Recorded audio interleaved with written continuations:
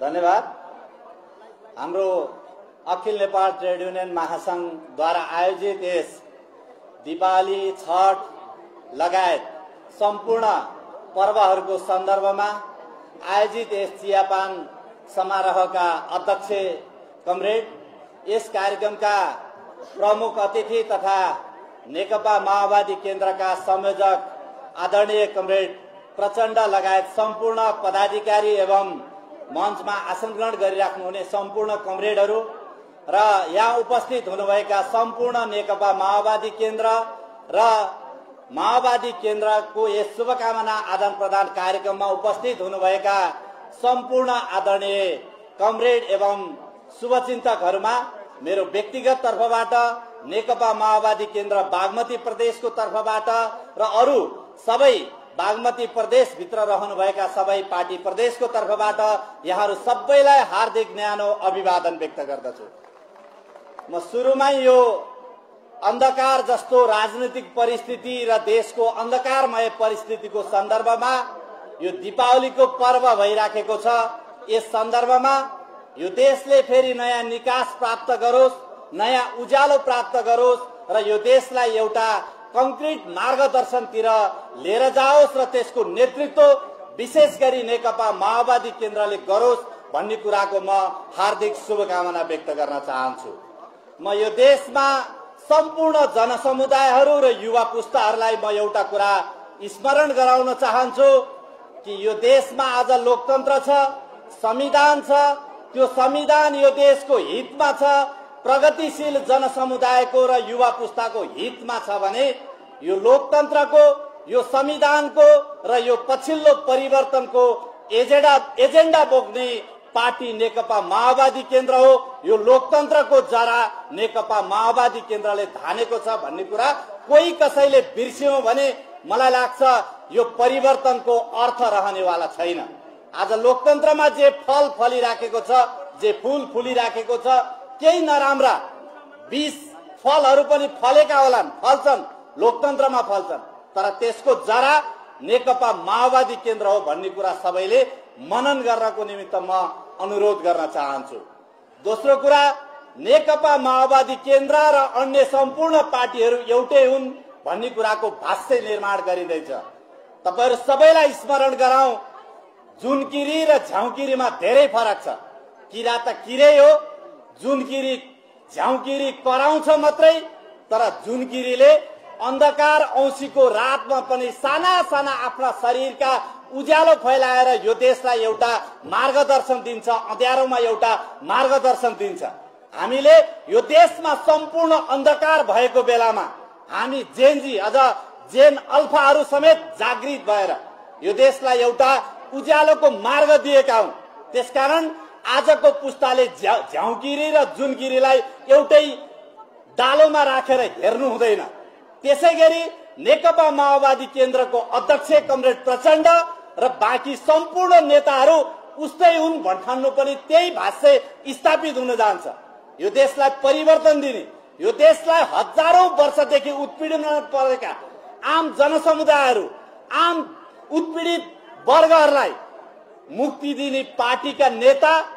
र यही संसदीय व्यवस्थामा सम्पूर्ण कुराको विकल्प प्राप्त हुन्छ भनेर खोजिराख्ने नेता एउटै बन्न सक्दैन, एउटै हुन सक्दैन। त्यसकारण हामीले सधैँ छुट्याउन सक्नुपर्छ। नयाँ पुस्ता भनेको सही र गलत छुट्याउन सक्ने व्यक्ति हो। तपाईको लोकप्रियताको लागि, तपाईलाई मजा आउँछ भनेर, तपाईलाई युट्युबमा भ्यूज आउँछ भनेर, तपाईको सोशल मिडियामा धेरै मान्छेले हेर्छन् भनेर तीनवटा पार्टी एउटै हो भन्नु र तपाई कुनै बोट र जरा बिना, कोही वृक्ष र जरा बिना म यसै फूल फुलेको हुँ भनेर उफ्रेर हिँड्नु एउटै कुरा हो। त्यो कुरालाई छुट्याउन सिक्नुहोस् भन्ने कुरा म अनुरोध गर्न चाहन्छु। सँगसँगै म यो देशमा 2052 सालमा नै नेकपा माओवादी केन्द्रले यो संसदीय व्यवस्था भनेको खसीको टाउको राखेर कुकुरको मासु बेच्ने थलो हो र त्यो भनेका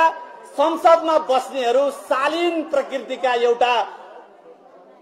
शोषण गर्ने व्यक्तिहरूको केन्द्रीकरण हुन्छ भन्ने कुरा हामीले महसुस गरेर जनयुद्ध गरिएको। त्यसैको धरातलमा हामीले यो देशमा 240 वर्षको राजतन्त्रात्मक व्यवस्था फालेर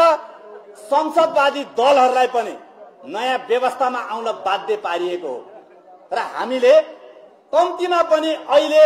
यो संविधान निर्माण गर्दाखेरि धेरैवटा विषय मध्ये प्रत्यक्ष कार्यकारिणी राष्ट्रपति र यो देशलाई स्थायी शासनमा लैजानुपर्छ र संसदीय व्यवस्थाको निरन्तरता दिनु हुँदैन भनेर एजेन्डा उठाउने पार्टी 17,000 को बलिदान दिन सक्ने चाहिँ योद्धाहरूको पार्टी तपाईहरुले 76 जनाले बलिदान दिँदाखेरि रगतको बलिदान भएको छ हामीले सम्मान गरेका छौं तर तपाईहरुले 17,000 को बलिदानबाट यो देशमा 240 वर्षको चाहिँ राजतन्त्र फालेर संसदवादी दलहरूलाई साइजिङ गरेर यो परिवर्तन ल्याउने ती योद्धाहरूलाई अपमान गर्नुभयो भने तपाईको रगतको पनि अपमान हुन्छ यो देशमा गर्नेवाला छन् यो कुरा ख्याल गर्नुहोस् यदि यो कुरा ख्याल गर्नु भएन भने जसरी 2064 सालमा पहिलो संविधान सभा मार्फत नेकपा माओवादी केन्द्रको अत्याधिक मत थियो कार्यकारी प्रधानमन्त्री या राष्ट्रपति बनाउने मत थियो त्यसलाई खेलाउँदै 2072 सालमा 2070 को दोस्रो संविधान सभाको चुनाव पछाडि 2072 सालमा ल्याएर प्रत्यक्ष कार्यकारिणीलाई हटाइयो तपाईहरुलाई त्यसैगरी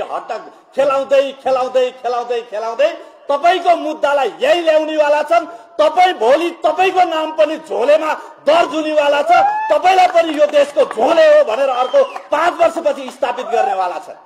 त्यसकारण तपाई सबै पार्टी एउटै हो सबै नेता एउटै होस् भन्न छान्नुहोस् यो देशको प्रत्यक्ष कार्यकारिणी राष्ट्रपतिको असली हकदार असली निर्माणकर्ता असली एजेन्डा बोक्नेवाला पार्टी नेकपा माओवादी केन्द्र हो अध्यक्ष कमरेड प्रचण्ड हो आउनुहोस् केन्द्रित हुनुहोस् यो देशमा तपाईहरुले गरेको यो क्रान्ति हामीले मानेका छौं नेकपा माओवादी केन्द्रले मानेका छन् गुण्डुमा बसेर महेश बस्नेत र केपी ओलीले तपाईलाई गाली गरिराखेका छन् तपाईको के पनि होइन भनेर चाहिँ उडाइराखेका छन् हामी यो क्रान्तिलाई क्रान्ति मानिराखेका छौं यद्यपि हाम्रो यो पार्टी कार्यालय जलेको छ र पनि हामीले यसलाई रेभोल्युसन मानेका छौं एउटै हो उस्तै हो एउटै पार्टी हो यो छोड्नुहोस् र माओवादी केन्द्र यो एजेन्डाको पक्षधर हो भन्ने कुरा मान्नुहोस् केन्द्रीकरण हुनुहोस् तपाईले बेलामा बुद्धि पुर्याएर आउँदो चुनावमा नेकपा माओवादी केन्द्रसँग सम्पूर्ण जेनजी केन्द्रित हुनुभयो भने मलाई लाग्छ हामी 2/3 मत ल्याउन सक्छौं 2/3 मत नल्याइकन यो देशमा प्रत्यक्ष कार्यकारिणी राष्ट्रपति प्रधानमन्त्री के पनि हुनेवाला छैन तपाईले नयाँ पार्टी खोलेर 2-4 जना जम्मा गरेर 10 सिट ल्याउनु होला तपाईले यो संविधान के पनि बदल्न सक्नुहुन्न के पनि हुनेवाला छैन त्यसकारण विकेन्द्रीकृत खुद्रा पसल थाप्न छोड्नुहोस् र यो एजेन्डाको असली नेतृत्वसँग सहभागी हुनुहोस् र यो सद्बुद्धि यो दीपावलीको सन्दर्भमा तपाईहरु सबैलाई आओस् भन्ने कुराको शुभकामना व्यक्त गर्दै म आफ्नो भनाइ अन्त गर्छु धन्यवाद